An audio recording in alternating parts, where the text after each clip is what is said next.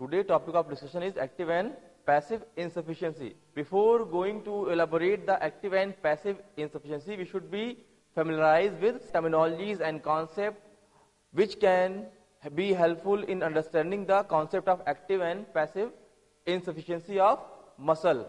First and most important thing we should know is one joint muscle as well as two joint muscle.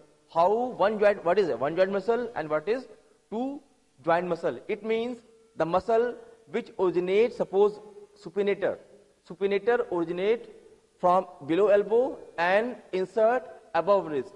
It means this muscle is controlling or producing movement only at one joint. But we have some many muscles which are crossing more than one joint, two joint, three joint, or we can say multi-joint. So these muscles, some are crossing one joint, some are crossing two joint or three joint. This crossing pattern of muscle, this length of muscle can play an important role in active and passive insufficiency of muscle. First, I would like to elaborate some important findings of one joint muscle. The one muscle which crosses only one joint. I have given you example like supinator. A normal one joint muscle possesses sufficient contractility to shorten through the full range of motion afforded by joint. Suppose supinator and pronator, they are one joint muscle. They originate below elbow and insert above wrist. So for production of torque, production of movement by the contraction of this muscle is sufficient to create mobility over only one joint. So if the muscle will contract maximally, it will produce maximal tension at one joint because that muscle is performing movement only and only over one joint. And as you can see, supinate, the person is going to pronate his arm. Pronate, yes. Pronate karo, yes. Pronate, again. Pronate. Apply more force. When you are resisting this type of movement which is performed by single joint muscle, the maximum torque production of that muscle will be maximum at the end range of motion. Again, I will like to demonstrate you. Perform the movement.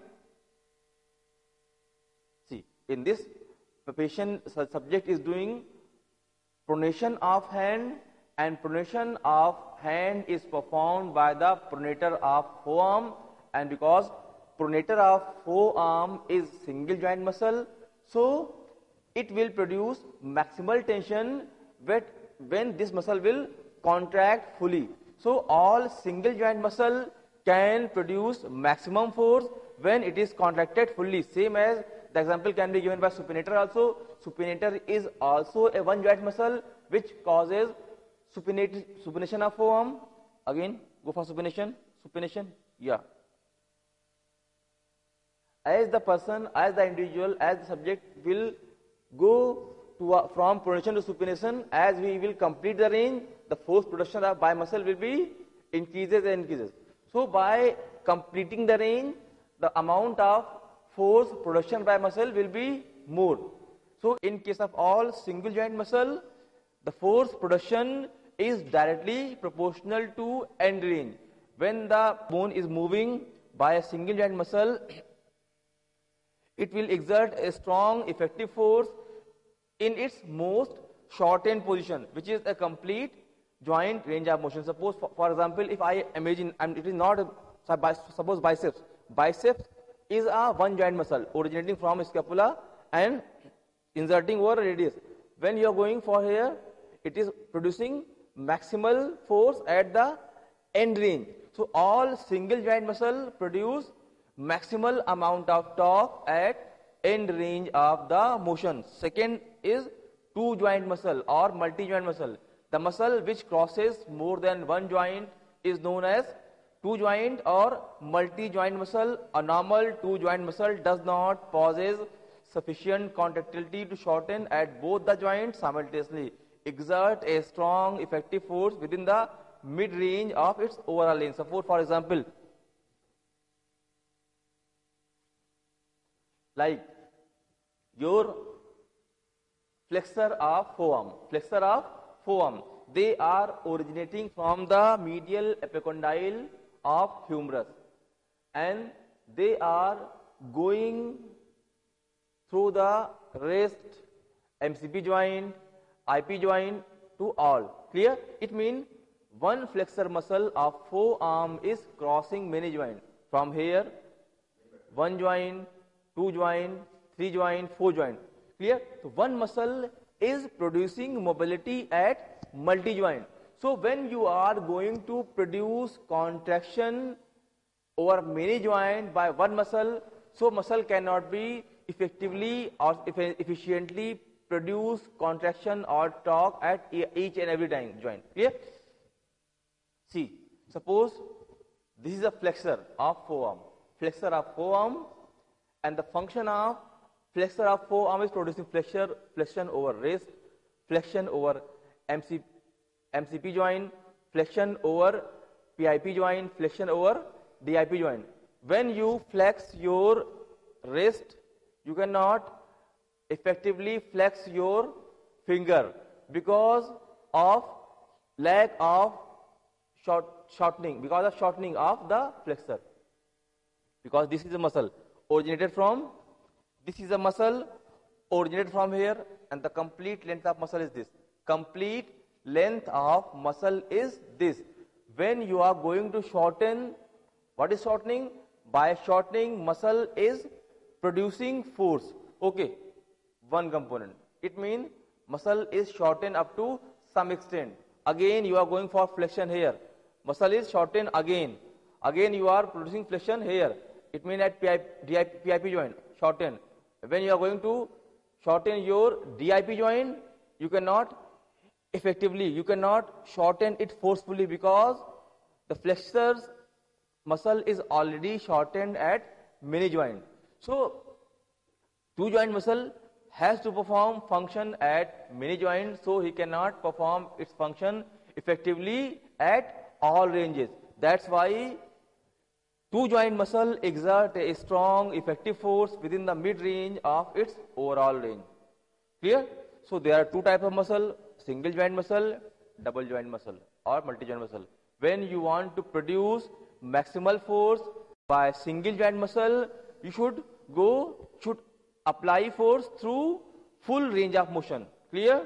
And when you are going to produce force by two joint muscle or three joint muscle, you should perform the activity in mid range of motion. This is the main fundamentals of one joint muscle and two joint muscle. So you just analyze which sports activity you needed to perform, you needed to produce force, which muscle is going to produce force. If you are analyzing this is the muscle which need to produce force and this is single joint muscle, so you should produce maximum contraction, maximum range of motion for that muscle. And if you feel this is the multi-joint muscle and we are going to use this muscle for a specific sport, so we should keep that muscle in mid-range. So in mid-range, that muscle can produce maximal force. Clear? So we have two type of muscle: single joint muscle, double joint muscle, and both muscle can play a different role in different sports activities. In some sports where we are going to use single joint muscle, like I am pulling something, I am holding something. In some sport, you need to hold properly. It means when you are holding something, holding involve flexion of wrist.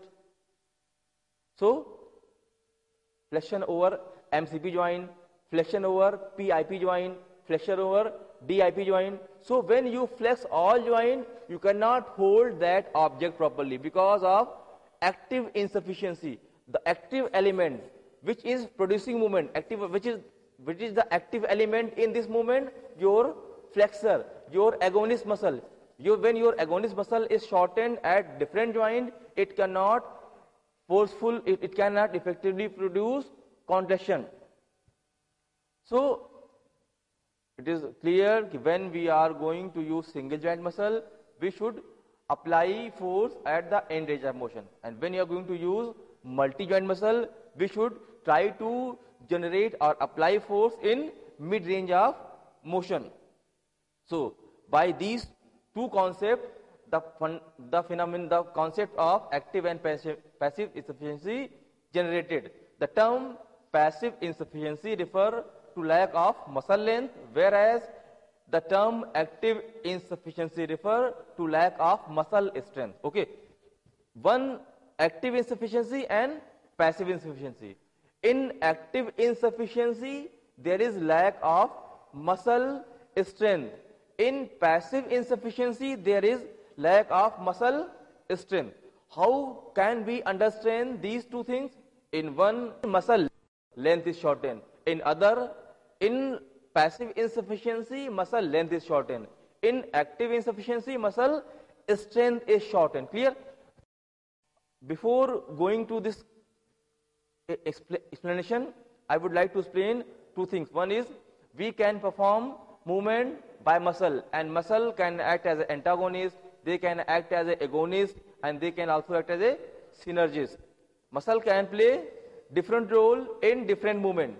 Muscle, the ultimate purpose of muscle is shortening, and by shortening and relaxing, muscle is producing tension, and because of tension and relaxation, muscle is. So their muscle can play its role in different manner. Muscle can act as an agonist, it can act as an antagonist, as well as it can act as a synergist. What is agonist? Suppose if you are doing some movement, so the muscle which is primarily doing, actively mean directly doing. The muscle which is directly producing that movement is active element. Clear? Suppose when you are going for wrist flexion, so wrist flexor will be agonist. Wrist flexor will be agonist because you are producing flexion at wrist. So this flexion movement is because of shortening of forearm flexor. Clear? But there are some other structure which have some role in this movement. They are mainly antagonists. They are mainly wrist extensor. When your wrist flexors are shortened, your extensors are lengthened. And for a smooth and coordinated movement, both should work properly. Both should play their role. And agonist should shorten as well as antagonist should lengthen. And this is the concept of active and passive insufficiency. If your agonist is not able to shorten, properly because of any reason, we will say the person is having active insufficiency. If the person is not able to perform complete movement by weakness, by not proper force production by active muscle, agonist muscle, we will say patient is having active insufficiency. But if the movement is limited by shortening of extensor, because suppose when you are going to make fist in this position, clear? See, I am going to make fist. I cannot make proper fist because of multi-joint shortening. See, my wrist flexor is shortened, at MCP joint flexor is shortened, at IP joint flexor is shortened, at DIP. So I cannot make fist properly. This is the example of active insufficiency. Clear? But if I am going like this, see this flexion of wrist causes extension of finger. Clear? When you extension of finger mean when you are flexing the flexor at wrist, it will cause extension of finger over MCP, PIP and DIP. This is known as passive insufficiency. Because of when you are going to shorten agonist, it will cause lengthening of antagonist, and because of lengthening of antagonist, the fingers will be straightened at MCP, PIP and DIP joint. So this is mainly agonist and antagonist are responsible for active and passive insufficiency. In active insufficiency, agonist is not able to contract fully, or agonist is not able to produce maximal torque because of that muscle is crossing many joints. Same as what is happening in passive insufficiency, muscle is not able to shorten because of lengthening of the antagonist muscle. So active and passive insufficiency is defined by different researchers as defined by O'Connell and Gardner. If a muscle which crosses two or more joints, produces simultaneous movement at all joints of that it crosses. Clear? As I have shown you, a muscle which crosses two or more joints, like flexor of forearm, it crosses one joint, two joint, three joint, four joint. So a muscle, according to O'Connell and Gardner, he is saying a muscle which crosses two or more joint, it will produce simultaneous mean together movement at all joint. When you are contracting flexor, it will cause contraction of all joint from where it passes or crosses. It soon reaches a length at which it can no longer generate useful amount of force. Clear? Because when you are going to shorten muscle here, when you shorten muscle at different level, the muscle will not able to generate maximal tension, because we have length tension relationship of muscle. Whenever the sarcomere length will be shorter than resting length, it will not be able to produce maximum tension. Same as when muscle length is longer than its resting length, it will not be able to produce maximum tension. Same as here, if a muscle is crossing many joints and you are producing movement at one joint, two joint, so it cannot produce maximum force at all joint, because amount of force generation will be diminished because of shortened structure of that agonist muscle. Under this condition, the muscle is called to be actively insufficient. It means the active antagonist is not able to produce maximum torque at all joint. Clear? I would like to demonstrate you again. Please come here. Suppose, according to O'Connell, is saying if a muscle is crossing many joints and when you are going to produce movement, suppose this is a forearm flexor. The forearm flexor function is production of flexion over wrist, flexion over MCP. This is MCP joint. Same as production over PIP joint, flexion over DIP joint. Now I am going to produce contraction of this active muscle, agonist. Agonist means active. Agonist, the muscle which is actively participating in production of movement. See here, he is flexing wrist here. He is flexing wrist here again. And he is flexing wrist by his active mean his own effort, his own will. Again, he is going to flex his finger at MCP joint. You can see it is a MCP joint, metacarpophalangeal joint. Again, he is going to make flexion over proximal interphalangeal PIP joint, proximal interphalangeal joint. And when he will try to make here, he cannot make fist so stronger. Clear? Because the muscle is shortened here, then again short active is here, again here. So muscle is shortening at different level, so the length of sarcomere is decreased. So, and we all know by length tension relationship, when sarcomere length is decreased, muscle cannot generate maximal amount of torque. And this phenomenon is known as active insufficiency. This active insufficiency is also explained by Kendall et al. Also, he said the inability of two joint or multi-joint muscle to generate an effective force when placed in fully shortened position. The same meaning, clear? Fully shortened position. You will not be able to make fist properly. You can demonstrate all these things over on your hand also. See, the person is not able, with wrist flex, he is not able to make fist properly. But If you can see other thing, when he is flexing his wrist, he is having this type of finger. When he is going flexion, it will cause extension of wrist. The other thing I am going to explain, example. The other example of active insufficiency in body I can demonstrate you when one tries to achieve full hip extension with maximum knee flexion. When the person is trying to achieve full hip extension with maximum knee flexion, I will demonstrate on him. I am going to ask the patient to go for maximum hip extension. Go for maximum hip extension. Hip extension. Back. No. Hip extension. No. Only extend the hip. Clear. I will demonstrate you. Suppose if I am going for maximal hip extension. This is my maximum hip extension. Clear. See the range. I can touch the ground here. It means I have more range.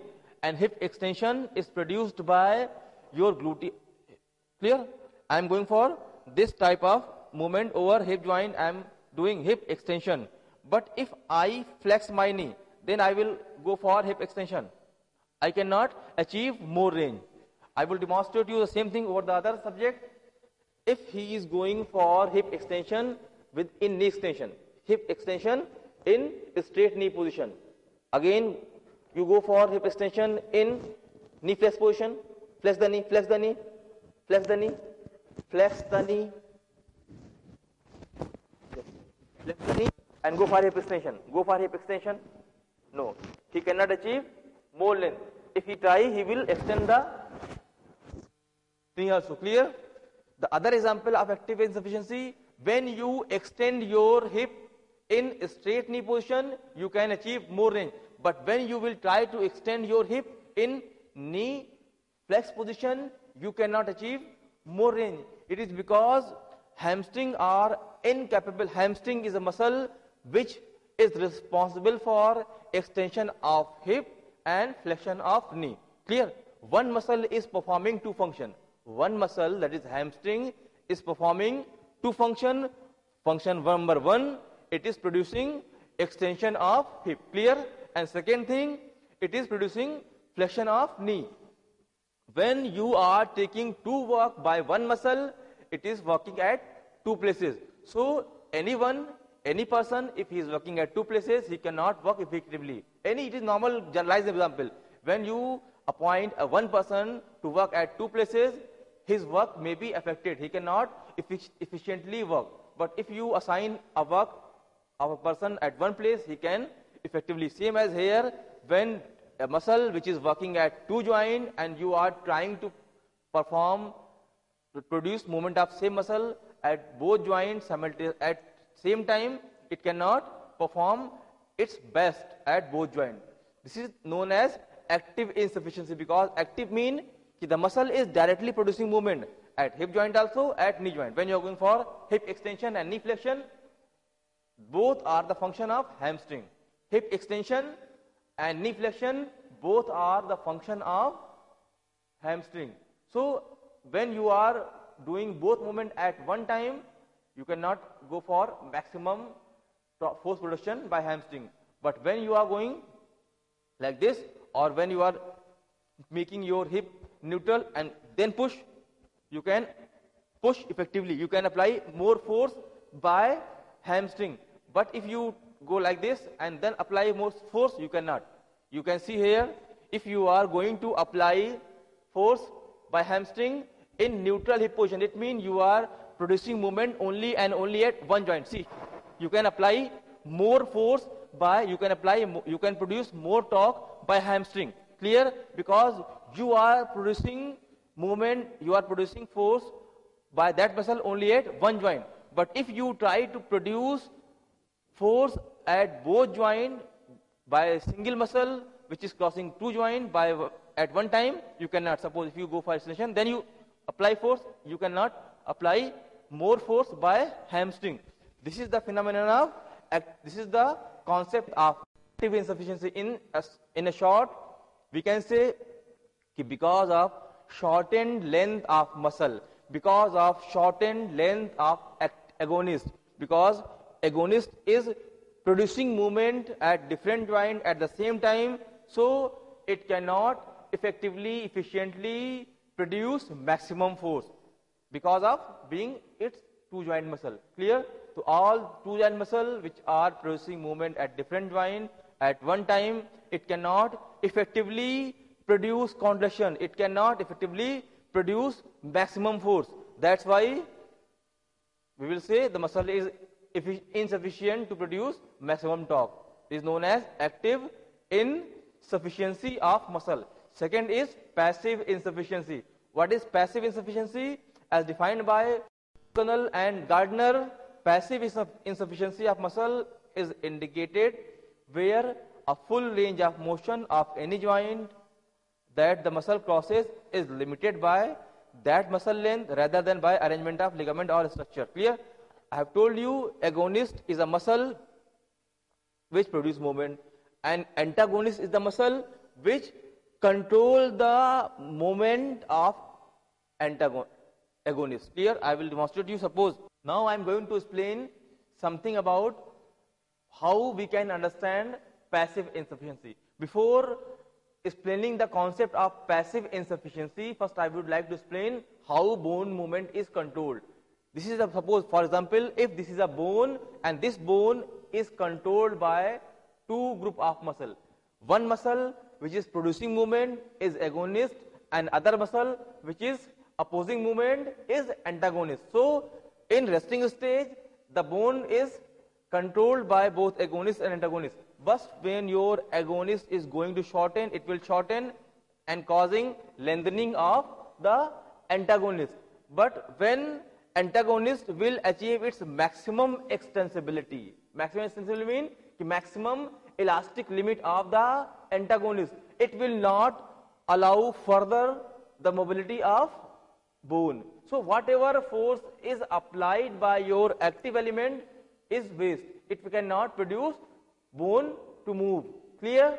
This is known as passive insufficiency. I can demonstrate the same thing in the joint. See, this is a wrist joint. When you put your wrist in flexion, there is a flexion of your wrist. When you are going, suppose in this position, you have like this movement. When you are going to produce flexion over wrist, it is causing extension of fingers. See again, flexion of wrist causes extension of finger. For flexion, it will cause automatic extension. You don't want to produce extension. You are not going to produce extension over finger. You are not going to produce extension over finger. But when you are producing movement by agonist, it means you want to produce only and only flexion of wrist. But it causes extension of finger. It is because of lengthening of the antagonist. This is the concept of passive insufficiency. So passive insufficiency as defined by Kandal, shortness of a two joint muscle, the length of muscle is not sufficient to permit normal elongation over both joints. So when you are going to produce movement by agonist in shortened position, because of lengthening of antagonist, it will not allow the joint to move in full range of motion. So active insufficiency is because of inability of active element agonist to produce maximum torque at complete range of motion because it is crossing many joints. Same as passive insufficiency is because of lengthening, shortened length of antagonist muscle. Thank you.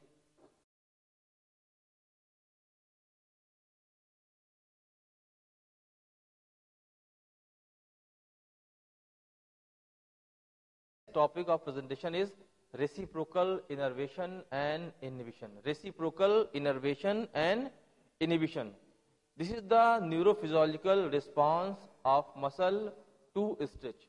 Okay, how your muscle is responding, how your nerve and muscle is working in coordination, from where the signals are coming in, how after getting signal by nerve, the muscle is going to respond. We will study in reciprocal inhibition and innervation. What is reciprocal inhibition as well as innervation?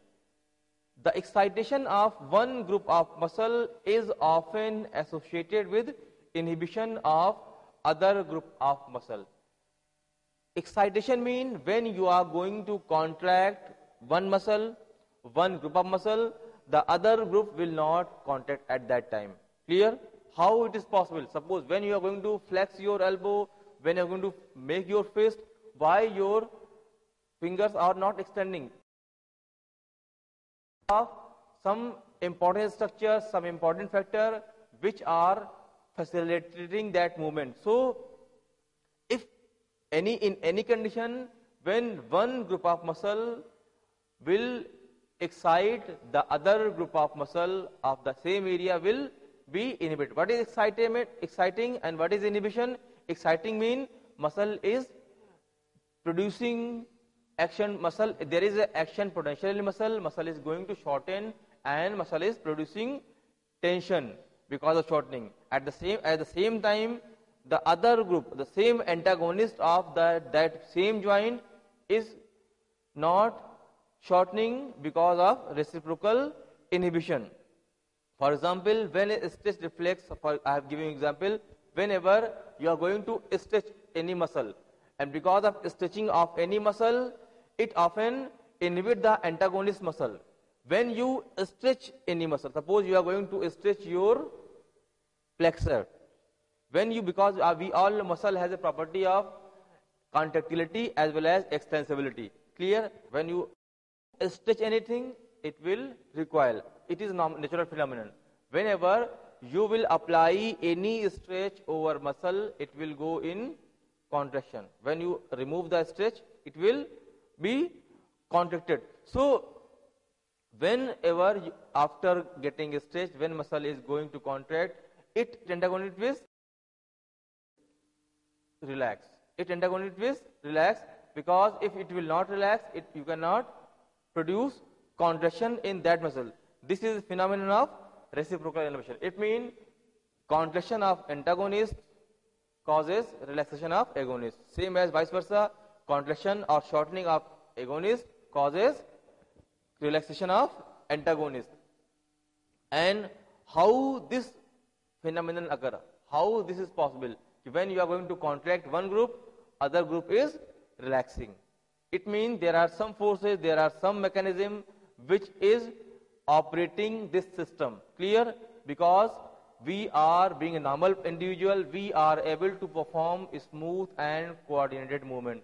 And a smooth and coordinated movement is not possible without getting support from all group of muscle, ligament, joint, tendon, each and every structure which form the joint, which form the leverage system of joint. Clear?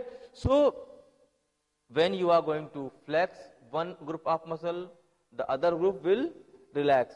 And this is because of reciprocal inhibition and innervation. So, what is the reciprocal inhibition? This contraction of one group and relaxation of other group is known as reciprocal inhibition mechanism. And the neuronal circuit, the mechanism, the whole neuronal system which is responsible for this type of arrangement is known as reciprocal inhibition. Okay, so what is the mechanism? How this happen? When you are going to shorten one, other is relaxing. It means there is some system, there is some mechanism which is controlling. Suddenly your brain is not aware. If you are going to flex, other is going to extend. When you are going to flex, other is going to extend. It means, how can we explain this mechanism? The group 1 afferent fiber mean sensory fibers which are giving information to the spinal cord, and from spinal cord to central nervous system. So whenever your group 1 afferent after entering a spinal cord gives a collateral branch that synapse on the interneuron. As you can see in the diagram, it is clear that whenever your group 1 afferent is coming to the spinal cord, it is making synapse. It is making synapse with the group of other afferent. The group of one afferent fiber after entering the spinal cord gives off a collateral branch that synapses on an interneuron. This interneuron in turn synapses on the antagonist alpha motor neuron, which is inhibitory. It causes an action potential in the alpha motor neuron that is ultimately manifested as a reflection of relaxation of muscle. So reciprocal inhibition means when you are going to contract one group of muscle, the other group will relax. How? What is the mechanism of it? Whenever a muscle, one muscle group is contracting, shortening, it will stimulate group afferent of that fiber. That group afferent fiber will send impulses to spinal cord, and in spinal cord it will make a synapse in inhibitory interneurons with the other group of muscle. Clear? So when you are going to stimulate one group, it will inhibit the activity of other group.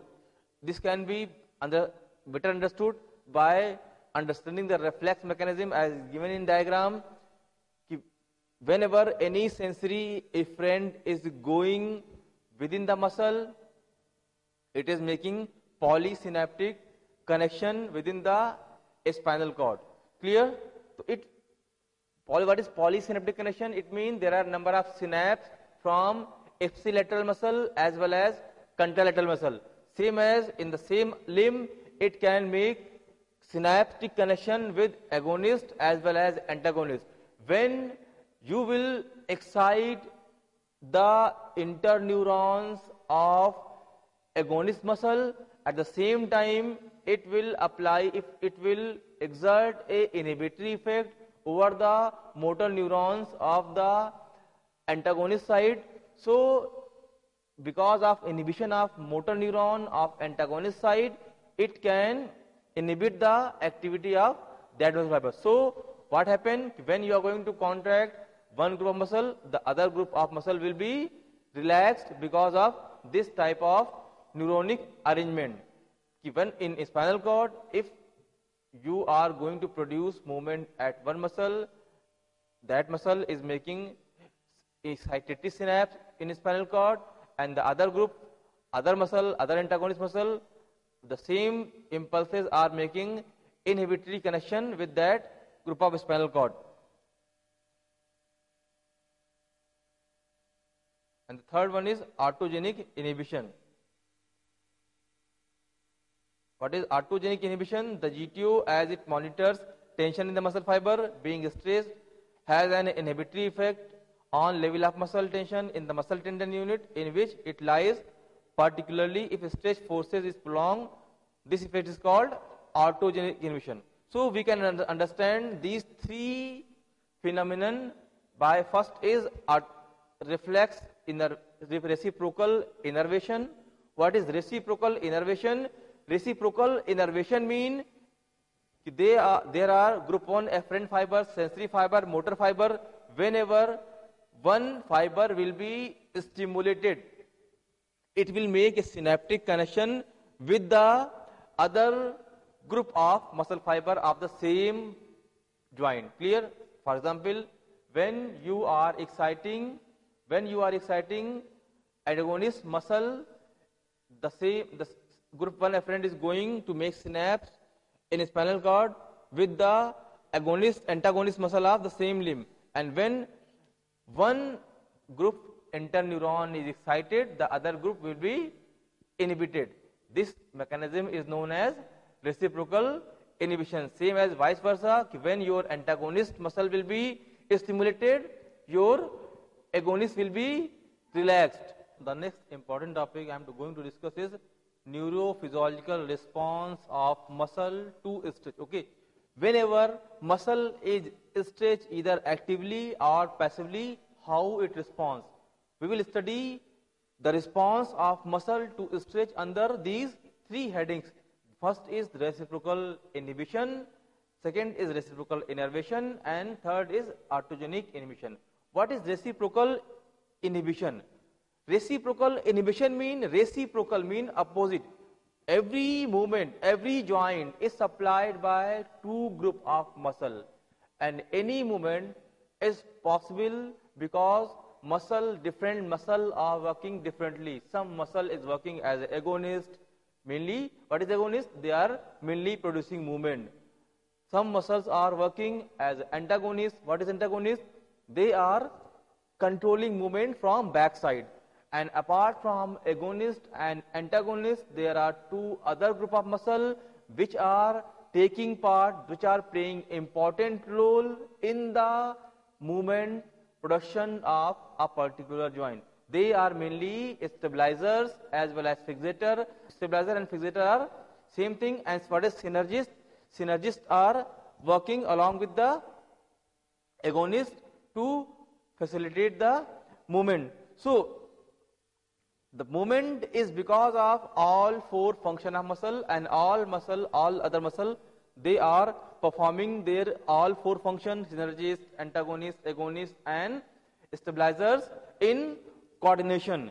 How this coordination is possible? It means there are some physiology, some factors, some forces which are controlling, which are directing these muscles to perform their role in a specific movement. Suppose if you are going to flex your elbow, during flexion of your elbow, some muscle is directly producing flexors, some are controlling from back side, they are antagonists, and when you are producing flexion, one muscle is shortened, that is agonist. Agonist is shortened, whereas antagonist is going to be lengthened. How it is possible? During one movement, one muscle is shortened and other muscle is lengthened. This mechanism is controlled by some higher level at the neural level, and these are nerves which are controlling the movement pattern of the muscle. Some muscle is going to be shortened, that is known as contraction, and some muscle is going to be lengthened, because without contraction of one group as well as relaxation of other group, the bone cannot perform movement. Same as I have demonstrated you. Suppose if I want to control this movement by two group of muscle, one is from this side, one from this side, and this is attached. If you are pulling the fists toward this side, pulling your finger toward this side, it means it should be relaxed. If this is one group is contracted, other group should relax for a smooth and coordinated movement. How this is possible? This is because of phenomenon of reciprocal inhibition. It means one group of muscle during any movement, if one group of muscle is contracting, the other group of muscle that is plays opposite to that muscle. It means, suppose you are taking example agonist, so antagonist. If agonist is contracting, antagonist should relax, because without relaxation of antagonist, agonist contraction in effective manner is not possible. You cannot say that movement normal. So what happened? The exercise, how it is possible? When one group is tight, the other group inhibit. How it is possible? It is because of reciprocal inhibition. What is? It is because of reciprocal innervation. Now let us understand what is reciprocal innervation. We all know our muscle is able to function only and only because of nerve. All muscles are supplied by sensory as well as motor nerve. What is sensory nerve? The function of sensory nerve is sending information to the higher center, that is central nervous system, regarding the responses which are occurring, which any event which are happening in the muscle belly is conveyed to the higher center, that is spinal cord and brain via sensory nerve. And by getting information from those sensory nerve, the spinal cord send its response to that muscle with the help of motor nerve. Clear? So whenever we will apply, now let us discuss phenomenon of reciprocal inhibition and innervation.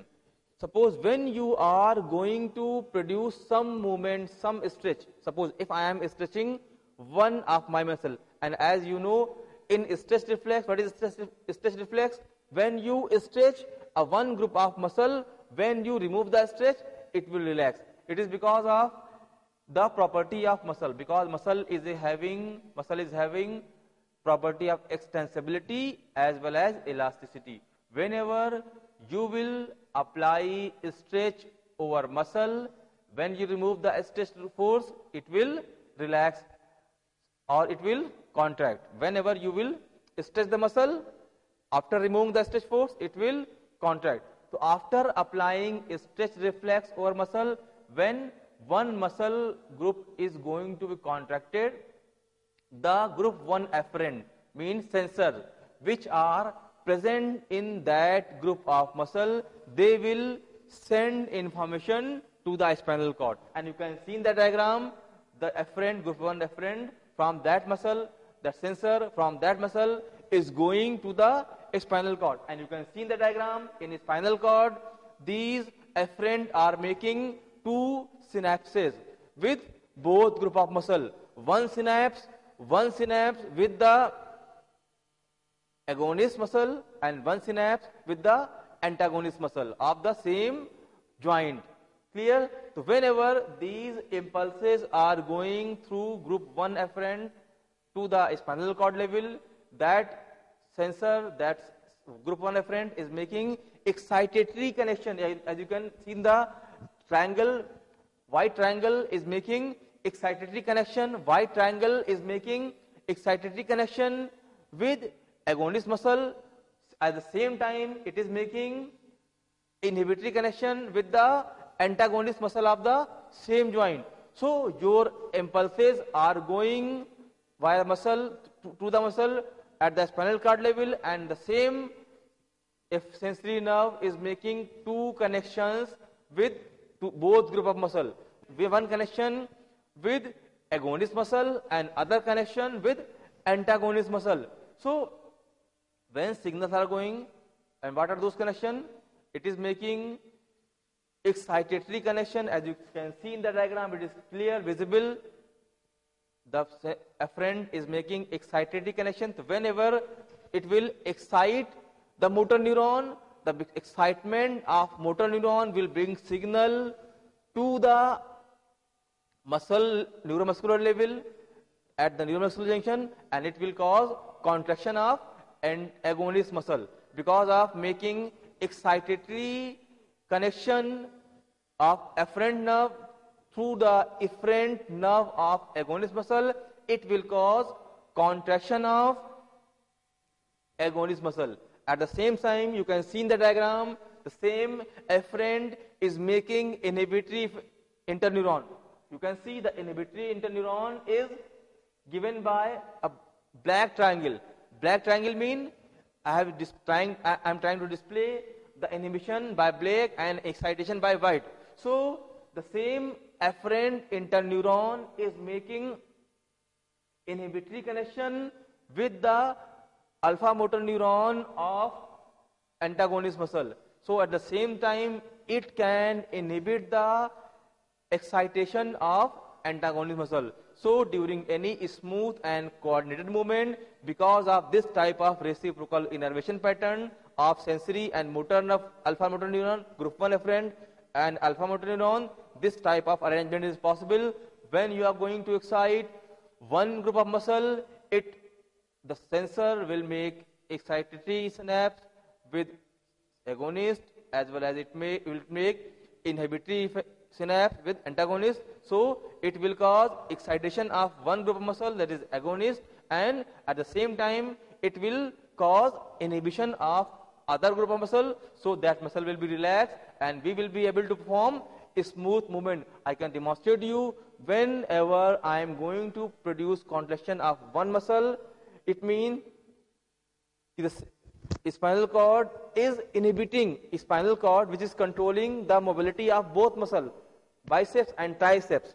When I am going to contract my biceps, it means at the same time the interneuron which are making synapse with triceps muscle motor neuron, it can inhibit the activity of triceps. So triceps get relaxed in that particular movement.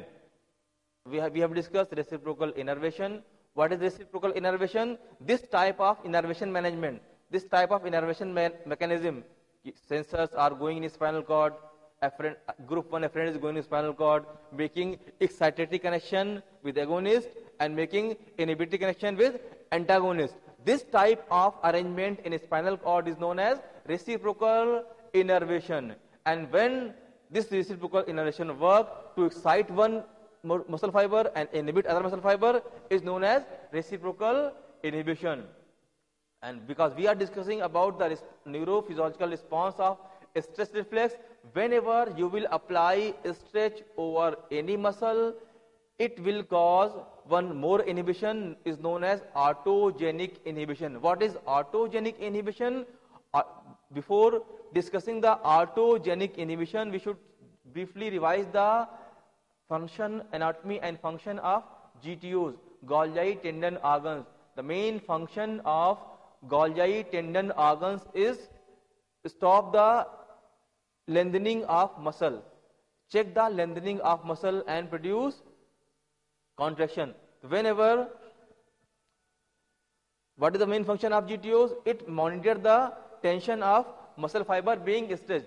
Whenever you are going to stretch any muscle, the GTOs are present parallel to the muscle fiber and it will cause excitation of GTOs, and GTOs are sending their nerve fiber to the spinal cord, and a spinal cord is making synapse with the muscle of that limb. So whenever GTO is excited, it will cause contraction of muscle, and this is known as autogenic inhibition. So the GTO, as it monitors tension in the muscle fiber being stressed, has an inhibitory impact on the level of muscle tension in the muscle tendon unit in which it lies. Particularly if stretch force is prolonged, this effect is called autogenic inhibition. It means whenever you will apply any stretch over any muscle for long time, and whenever you are applying a stretch will cause activation of GTO. So whenever your GTO will activate, it will cause relaxation, it will cause shortening of muscle, is known as autogenic inhibition. And you can see in the diagram, spinal cord is making different connection with muscle fiber as well as GTO. Whenever GTO will excite, it will send information to the spinal cord, and spinal cord, by inhibiting the interneuron, motor interneuron supplying that muscle, it will stop the activity of that muscle. This type of phenomenon is known as autogenic inhibition.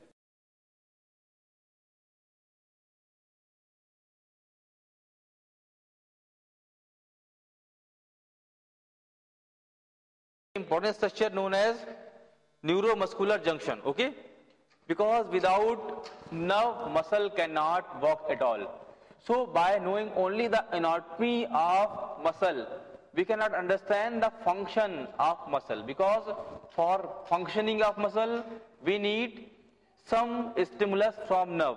So how nerve and muscle work in coordination? How nerve gets signal, how nerve brings signal, and how muscle respond against that signal. So there is some connection between nerve and muscle which can transfer the message coming from motor nerve should go in the muscle, and muscle respond according to that signals which was brought by your nerve.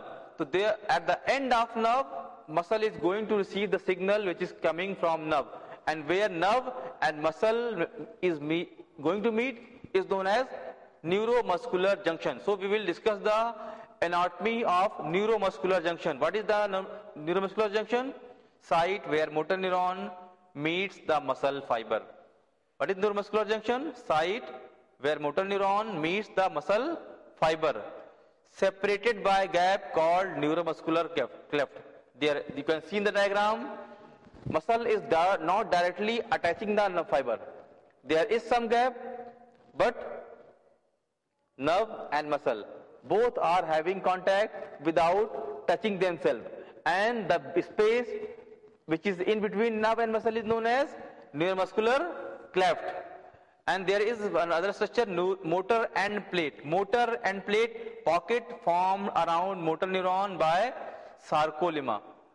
Sarcolemma is a muscle membrane. Sarcolemma is a muscle membrane which is going to receive signal coming from nerve. So where muscle is going to receive signal, it make a pocket-like structure to receive the signal from nerve, and that pocket-like structure is known as motor end plate. As you can see in the diagram, it is clearly mentioned what is your neuromuscular cleft and what is your motor end plate. There is some important chemical very much required for muscle contraction, because without this chemical known as acetylcholine, it is released from motor neuron. Acetylcholine, because we all know when nerve brings signal, the signal will travel all along the nerve in form of electrical signal. But when the signal, that electrical signal is going to be entered in muscle, because I have told you in neuromuscular junction, muscle is not going to attach with your nerve. So they are going to be made contact but without touching themselves. It means, and we all know that electrical signal cannot transmit without conduction. For transmitting any electrical signal, there should be contact. But in NM junction, neuromuscular junction, there is no contact. So, but signals are going. Signals are going from nerve to muscle. And but when you see, muscle and nerve are not in connection, not in contact. So, electrical signal cannot travel. Electrical signal cannot go, because electrical signal needs some contact to travel. But here there is no contact. So, because of presence of that acetylcholine, the electrical signals can be converted into chemical signal, and chemical signal can travel from one end to other end without having any contact. This is the main function of acetylcholine, which is released from motor neuron, causes an end plate potential. I have told you what is the end plate, where your sarcolemma is going to make a pocket to receive the signal brought by your neuron. So when, because of your acetylcholine, it is the acetylcholine which can polarize, which can create a potential. What is potential? Potential is the charge difference. What is potential? Potential is the charge difference, and because of difference in potential, current will flow. If we suppose if you have 5 iron, I have 5 iron, there will be no flow. But if there is any difference, suppose I have 10, you have 5, then my iron can move towards you. Always higher moves towards lower. When we will discuss about the action potential in muscle and nerve physiology, I will elaborate the things, but here you should only know that there is what is potential? Potential mean differences in charge. Differences in charge. And when you will have both, this membrane, and membrane has charge outside the membrane, inside the membrane. When outside will be equal to inside, there will be no flow of current. But if there is different, either one side is positive, other side is negative, so always there will be flow, movement, there will be some current generation. So this is potential. So because of presence of acetylcholine over the end of your neuron or nerve, it can cause end plane potential, which can cause depolarization of muscle fiber. Depolarization of muscle fiber. Now I will like to tell you what is depolarization. Normally in resting stage, our muscle or nerve has a potential. Potential mean, I have told you, charge difference. Normally in resting stage, what happen? Our cell membrane, or either from nerve or muscle, they are having more amount of sodium ion outside the membrane and less amount of potassium ion inside the membrane. Both sodium and potassium, both are positive ion. But because one side has more positive, other side has less positive. For example, suppose you have $1 million and I have $1,000. Both has enough money. Both have enough money. But because you have 1 million and I have 1,000, that's why you are richer than me. Same as here, both side of membrane, and inside, outside, both side has positive ion mainly, but inside is less positive, that is 2 plus in comparison to 3 Na plus outside. That's why in resting stage, there is a potential known as resting membrane potential. But if you apply any stimulus over nerve, it can change the permeability of membrane. So what happen? Ki more inside, more positive will come inside and less positive will be outside. It means condition is changed. Previously, more positive outside, less positive inside. But if you apply any stimulus, any touch, any damage, it can reverse the condition. Ki more positive inside, less positive outside. This this phenomenon is known as depolarization of muscle or nerve. If you apply any stimulus over muscle, it happen in muscle. If you apply any stimulus in nerve, it happen in nerve. This process is known as depolarization. We will discuss the process of depolarization and repolarization. We will discuss the function of muscle. Now we will discuss the anatomy of neuromuscular junction. What the neuromuscular junction have? What is the structure? What are those structure which form your neuromuscular junction? First is, because I have told you, neuromuscular junction is made up of nerve and muscle. So in all neuromuscular junction, there will be one motor neuron fiber and its branches. Muscle fiber, motor end plate, and myofibrillar motor fiber, mitochondria, synaptic vesicle, synaptic cleft, folded sarcolemma, and motor end plate. Okay? So these structure form the neuromuscular junction. It means muscle should have its end as well as its branches. But muscle membrane, which is our sarcolemma, which is going to receive the signal, it should have motor end plate, synaptic cleft, synaptic vesicle, mitochondria, folded sarcolemma, and motor end plate. Okay.